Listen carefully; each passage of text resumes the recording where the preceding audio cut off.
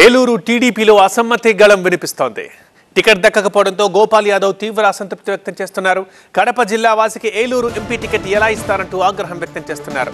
అనుచరులతో ఆత్మీయ సమావేశం నిర్వహిస్తున్నారు గోపాల్ యాదవ్.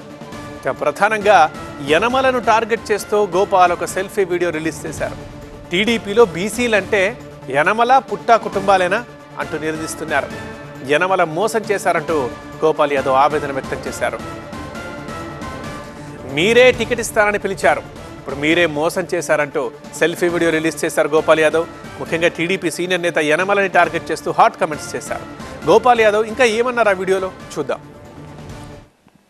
నన్ను రాజకీయంలోకి రమ్మని పిలిచింది మీరే, ఎమ్మెల్యే టికెట్ ఎంపీ టికెట్ ఇస్తానన్నది మీరే, నన్ను గ్రౌండ్లో పనిచేసుకోమంటే గత సంవత్సర కాలం పాటు ప్రతి గ్రామానికి వెళ్ళాను, ప్రతి మండలంలో అన్ని చోట్ల అంటే నా వంతు నేను వర్క్ చేశాను. సంతానలేమి సమస్యతో బాధపడుతున్నారా? చింతించకండి. సుమారు 90,000 జంటలకు ఆనందం నింపింది ఓఎస్ఎస్ ఫర్టిలిటీ. ఈ రోజే 7825893600 కి కాల్ చేయండి. సంతానోత్పత్తి చికిత్సపై భారీ డిస్కౌంట్లు పొందండి. గుడ్ న్యూస్ చెప్పండి.